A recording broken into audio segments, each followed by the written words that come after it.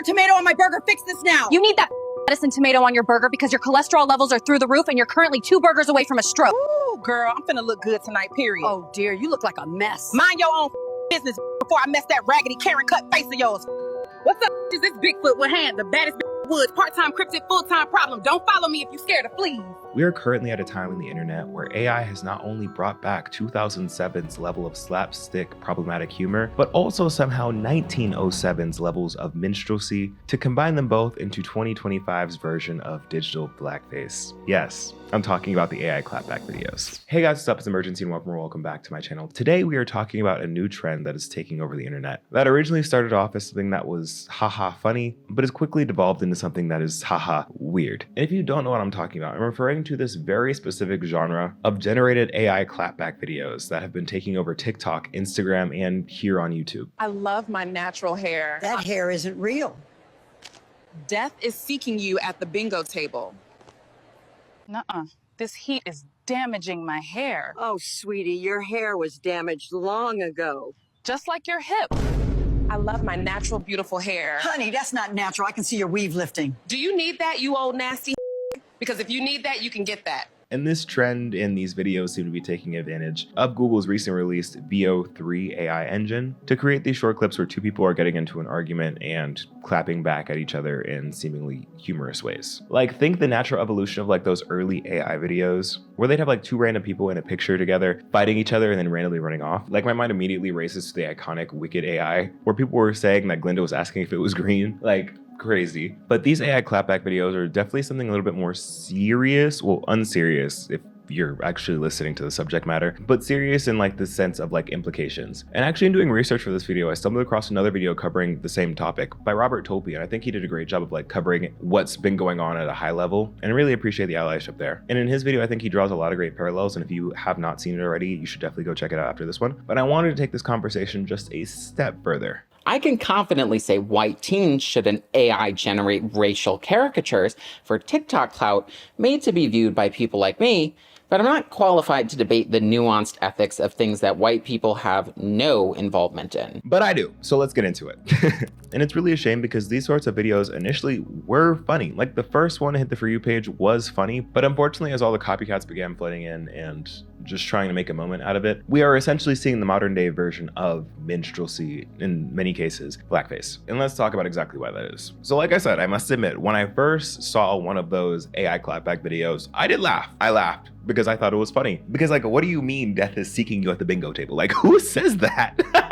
It was a funny gag. I never really seen anything like that before. But after I liked that one video and as time went on, I began seeing more and more from many different accounts. And I and many others began to notice some, let's just say, strange similarities between all of them. Now, I can't be the only person trying to get really weirded out by those AI clapback videos. First of all, why is everybody in the video black? Not only are y'all making these AI videos of black people being very aggressive, it's mostly black women, and I find that really, really weird. But now I'm starting to wonder, are these even being made by black people? Like, yeah, it's funny, but it's also like, first of all, AI videos and then being like all black people. Like, I just can't, it's icky, I'm so sorry. People really do enjoy seeing black people not happy, especially when they can get like a funny remark out of it.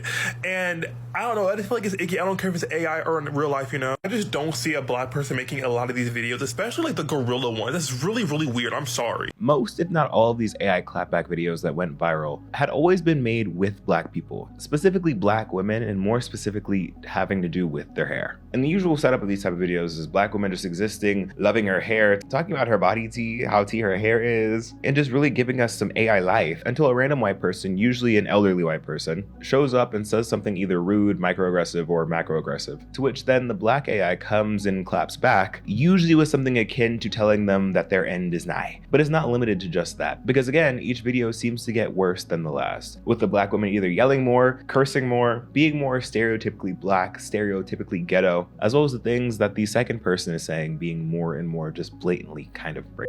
And again, the first few were kind of funny because they started off being made by someone who was black. The ethics behind making black-focused AI in general is a little shaky, but like again, the first few were funny because of, for one, the shock factor being the first time you're seeing something like this, and two, because they initially started off as being somewhat cathartic, because in the age of the Karen that we've all been living in for the past however many years, seeing these videos populate online of older white people being in black people's business, most of the time unprompted, resulting in various outcomes for the black person who, again, is minding their business. It provides that sort of catharsis for like how we all kind of wish people would respond in those situations. But of course we know why a lot of times in real life why that can't be. Because again, we see the end result of things like that. Like cue that one meme saying that like as a black person you're never really alone. When you're black, you're never really lonely because there will always be a white person all up in your business. But yeah, at least for me, and according to some of the comments in these videos, it started off as just people laughing about how this is how they'd want to respond to these forms of micro and macro aggressive comments. Now, the scope of this video is talking more specifically about digital blackface and how black people are being used inappropriately for the sake of comedy. These sorts of videos aren't limited to just carrying clapback stuff. There are also plenty of videos of characters working in retail, working in food service, either clapping back or just cursing out customers for their less than intelligent questions that they may ask on a day-to-day basis. And I've been seeing more recently a departure from these solely black AI clapbacks to branching out to like pretty much every other minority group, really marketing on that very low-brow form of humor, which can get very problematic because it does just play on stereotypes. Like this is why I was saying in the open, you have these videos referencing and making fun of stereotypes about black people, Asian people, Latinos, brown people, and the likes. And the reason why I said in the open that this is bringing back a 2007 level of humor is because the last time that we saw like this level of like low brow, low bar comedy, or should I say comedy, be something that we all saw fly and be really popular, was during that era. It was during the early ages of the internet where anything went, before things like content moderation guidelines and the general public sentiments around things like that were able to catch up. Again, it wasn't exclusively to 2007. It was pretty much all the early 2000s and 2010s. Like think of like the early Vine days where the punchline of the joke was just a stereotype or racism or misogyny or homophobia. Like look no further than frickin' Shane Dawson, who built his career off of playing so many stereotypes, literally doing blackface, yelling, putting on a black scent, and just generally having this caricature of a ghetto black woman, and having that do absolute numbers and people loving it. And there definitely can and should be a whole conversation to be had around the state of the audiences that were tuned in at the time, being receptive to that type of content again after living through that. Because the first time all it was happening, the audiences had the excuse of like, we were young, we were kids, and we didn't know any better, and he was preying upon us not knowing any better to laugh and fuel that. But now a lot of us are grown. Well, those of us that are grown, and those of us that aren't have been on the internet long enough to know like what flies and what doesn't. But getting back to the topic of conversation, there's also an entire subsect of these clapbacks of all white service workers cussing at each other, screaming and yelling, hooting and hollering, but it's like all in AAVE. All in a black scent. And when we talk about how exactly these types of videos are made, that makes things even more sinister because again, I'll give you a little spoiler. To make these, they're all prompts written by people. So you wrote them to have a black scent, right? And the themes behind all of these, the butts of these jokes are essentially just lowbrow racist, misogynist, and oftentimes fat-phobic rhetoric. And we need to talk about it. And it's really wild that this stuff is going so viral and being so widely just accepted, because I think maybe a few of us are missing a history lesson in what this all is, and that being minstrelsy and digital blackface. So let's unpack what that means. So what is minstrelsy? What is a minstrel show? Well, according to Britannica.com, a minstrel show is defined as an American theatrical form popular from the early 19th to the early 20th century that was founded on the comic enactment of racial stereotypes. This would essentially be when white people would put on blackface and act out dramatized black stereotypes, often revolving around the topics of laziness, being dumb, hypermasculine, hypersexual, and perpetuating some even more harmful rhetoric and narratives to stoke not only amusement for other white people, but also to reinforce the dehumanization of black people, with oftentimes black people being conveyed as being animalistic. Now, obviously, we know minstrel shows are very problematic on many different levels, yet we still see some semblance of them, or at least the impact of them passed down through time, even to present day. Again, look at some of Shane Dawson's older videos. But the way that the form of this anti-blackness has evolved over time is especially interesting, because until recently, it's been done in more covert ways, specifically through the advent of what people call digital blackface. Essentially, when non-black people use black slang, images, memes, or speech patterns online to seem funnier or like more expressive, basically embodying the essence of blackness and black culture to sell the joke, sell the emotion, and then taking it off and putting it away when you're done with that. CNN describes digital blackfaces, the practice where white people co-opt online expression of black imagery, slang, catchphrases, or culture to convey comic relief or express emotions. These expressions, which one commentator calls radicalized reactions, are mainstays in Twitter feeds, TikTok videos, and Instagram reels, and are among the most popular internet memes. Now, when it comes to digital blackface as a whole, and as it's referenced in that article, I don't agree entirely. I do think that there is some important nuance there. Like, I think there is definitely something to be said about the use of Black or African American faces and expressions to convey an extreme dramatic or intense emotion, but I don't think that like solely using that makes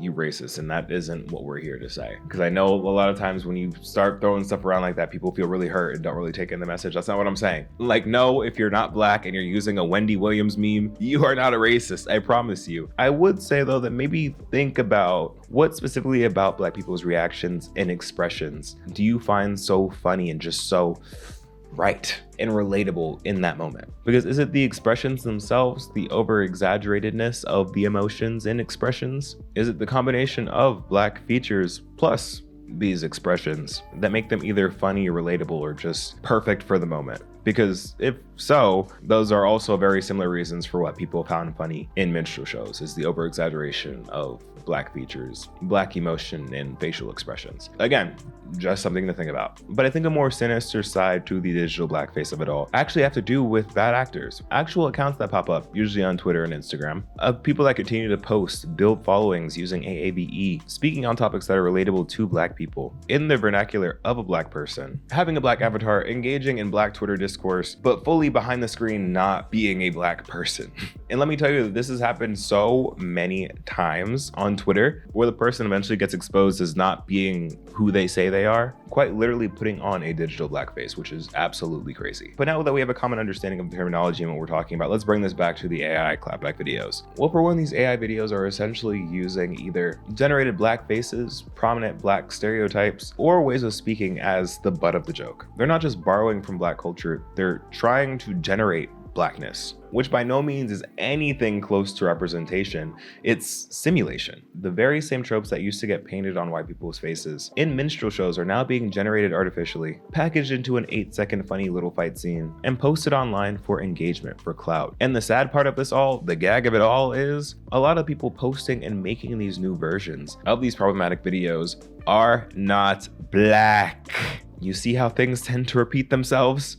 So truly, who is this content for? If the creators of this are no longer Black, it's going out and being engaged with and laughed at beyond a solely Black audience, where the butt of the joke stems from and resides in caricatures of Blackness. And a large problem with that is right now, people aren't seeing a problem with it. And more importantly, what is this? Rascalot! Me dep on the river like Moses, but me can't swim! So let me tell y'all about this Bob. I caught her on my man's banana, but the thing is, her fupa was so big, I didn't even know my man's was there until I started hearing him gasp for air. And especially that one, if you don't think that one is that deep, you are sorely mistaken, because what? Like, that is a directly offensive caricature of a Black woman. Especially tall, dark-skinned Black women have a long history of being dehumanized, defeminized, compared to animals like gorillas. Like, do y'all not remember how the country treated Michelle Obama when she was first lady? No? Then let me ask you something a little more current. What do the Barbs actively call Megan Thee Stallion? A tall Black woman. Right. It's minstrelsy, it's racist, it's anti-Black, and it always has been. And that's the problem. But now let's talk about the virality of these type of videos, because making them is one thing, the fact that they are so popular and everywhere is another. Because again, for the most part, it's the same setup. Black person or someone speaking in AAVE, getting harassed essentially, and then having the situation get aggressive.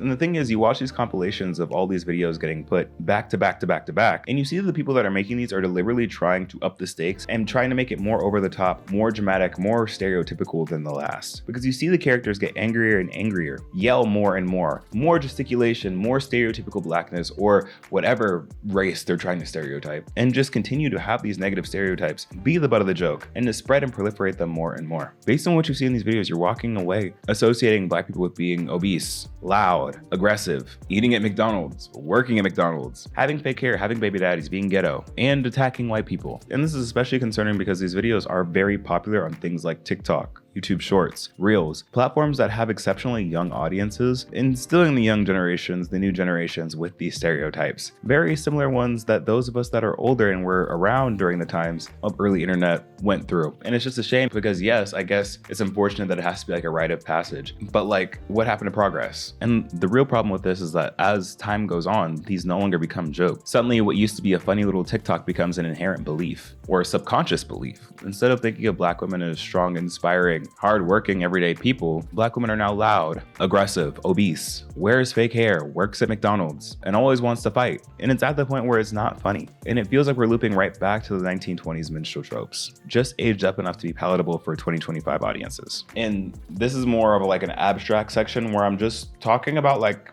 how these forms of AI, these AI clapback videos are kind of like fudding our way into the acceptance and normalization of AI content as entertainment. Like I'm still negotiating with how I feel about AI usage, but one thing I know for certain is that the first wave of normalizing generative AI is through entertainment.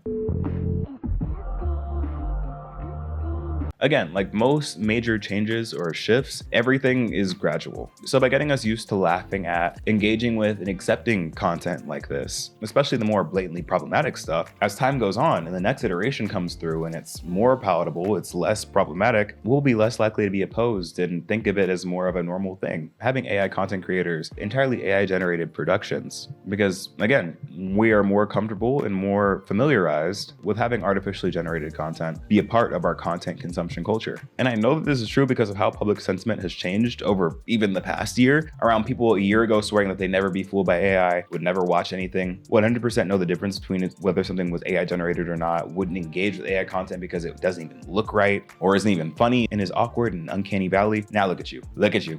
Step 1, don't be like me and glue your eyeballs shut. Use the here, not your front cam. Step 2, pray. These tweezers do not got my back today.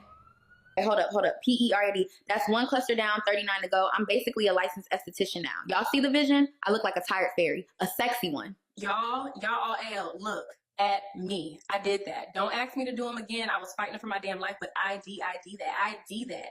Hey, Laquifa, looks like your baby daddy ended up at my crib again. You better buy a leash if you don't want him here no more because he's always running to me. Bye, boo. Laughing at the AI clapbacks, being like, ooh, this stuff's kind of good. Like, girl. But let's take a quick pivot and talk about like how people are even making these videos in the first place. What are the drivers behind this? Because this just seemed to drop out of nowhere. And seemingly it did with VO3. Google VO3 is an AI-powered video generation tool from Google, designed to create high-quality, short cinematic videos with matching audio, meaning that VO3 combines the very good visuals, audio, dialogue, background sounds, whatever would have you to make it seem more realistic. And apparently that also includes different accents, dialects, as we can see. And the magic of all of this is that it's all generated from prompts. Written cues similar to how you write something in ChatGPT, except for the very low price of either $20 a month or $250 a month for the ultra premium package, you yourself can create your own problematic AI clapback video. But all jokes aside, like this isn't cheap stuff. Like you're paying $20 a month for the pro package, and I'm not entirely sure what that gets you. I'm not sure if you can get as, problematic with the $20 version as you can with the $250 version. I'm sure with that you can offend the masses at the click of a button or the typing of a couple of sentences. But the moral of the story is like, this isn't cheap, so people are actually paying for this. And one thing that Robert highlighted in his video was the corporate irresponsibility of the developers behind VO3. Specifically around the lack of guardrails, the lack of moderation around the things that VO3 is allowed to generate. Like there should be bounds for what you can and can't create, especially when the things that people are creating are directly in contrast to the company's values and principles. And it's not like this is a foreign concept. You see these forms of moderation in other generative AI services. Like one that comes to mind most recently and most prominently, at least for me, is like Genmoji. Like, well, yes, it's still definitely possible to create something absolutely outlandish on Genmoji. It's definitely not as easy as just like typing in whatever problematic emoji you want to see it create, because there are parameters around what the generative AI will and won't create. And I agree, I think that there definitely need to be harder limits imposed upon what you're able to create on VO3, because it's not like ChatGPT. It's not just giving you static images. VO3, for better or worse, really does give you the ability to create a different reality, because reality is perception. And as many of us know, generative AI is getting harder and harder for us to differentiate between what's real and what's fake. So if you're able to create anything, a visual and auditory version of anything, we can get into some very dangerous and, as we see now, problematic territory. And the fact that it seems like, or at least looks like, all guardrails are off, it really feels that VO3 is irresponsible at best, or complicit in a new wave of digital racism and discrimination at worst. And just a little tangent, I did see that like VO3 adds a little VO watermark to show that like it was generated by VO.